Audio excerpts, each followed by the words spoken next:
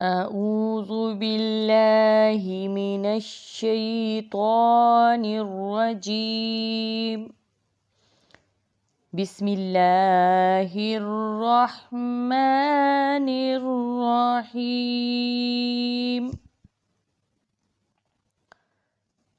آج سے ہم سبق نمبر 1 کا آغاز کرتے ہیں۔ قرآن پاک تجوید کے ساتھ پڑھیں گے اور یہ ایک منفرد طریقے سے میں آپ کو قرآن پاک پڑھاؤں گی۔ یہ طریقہ کہلاتا ہے صوتی طریقہ تدریس، یعنی آوازوں کے ساتھ ہم نے آواز ملانی ہے اور قرآن پاک کو پڑھنا ہے۔ پہلے جو روایتی طریقہ تھا، نورانی قاعدے سے ہم زبر زیر پیش ملا کے حرف ملا کے جوڑ کر کے ایک لفظ پڑھنے کی آواز نکالتے تھے یا سیکھتے تھے، تو اب وہ نہیں ہوگا۔ ہم سیدھا جوڑ کریں گے ہی نہیں، نورانی قاعدے کا جوڑ توڑ کے بغیر ہم نے قرآن مجید کو آوازوں کے ساتھ آوازیں ملا کر پڑھنا ہے۔ یہ دنیا بھر میں پڑھا جا رہا ہے یہ طریقہ۔ اب قرآن مجید جو ہے ہر جگہ اس طرح پڑھا جاتا ہے، آوازوں کے ساتھ، جوڑ کے ساتھ نہیں پڑھا جاتا۔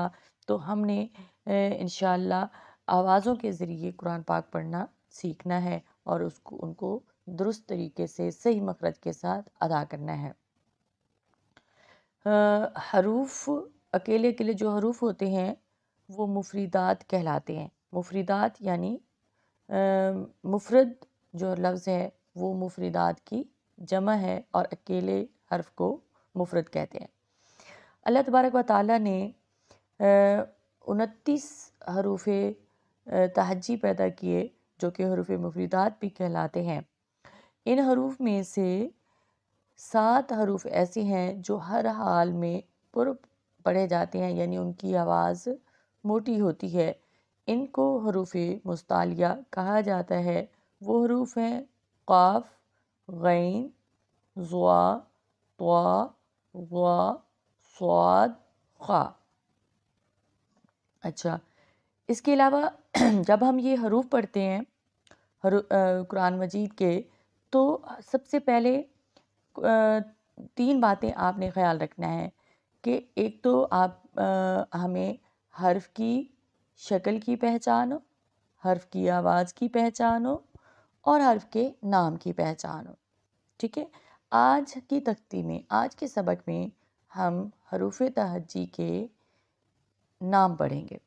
ٹھیک ہے، یہ پہلا الف، حروف تہجی کی آپ کو پہچان ہے، آپ میرے ساتھ ساتھ پڑھیں گے۔ دیکھیں اوپر ان کے نام بھی لکھے ہوئے ہیں، الف، با، تا، ثا، جیم، ہا، خا، دال، ذال، را، زا، سین، شین، صاد، ضاد، طا، ظا، عین، غین، فا، قاف، کاف،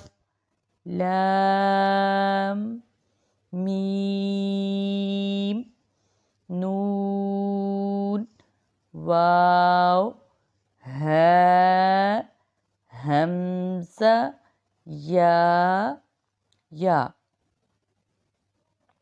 دوبارہ سے میرے ساتھ پڑھیں، الف، با، تا، ثا، جیم، ہا، خا، دال، ذال، را، زا، سین، شین، صاد، ضاد، طا، ظا، عین، غین، فا، قاف، کاف، لام، میم، نون، واو، ہاء، ہمزہ، یا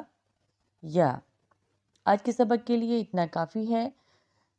اگلے سبق میں آپ کو ان حروف کے مخارج سکھاؤں گی انشاءاللہ۔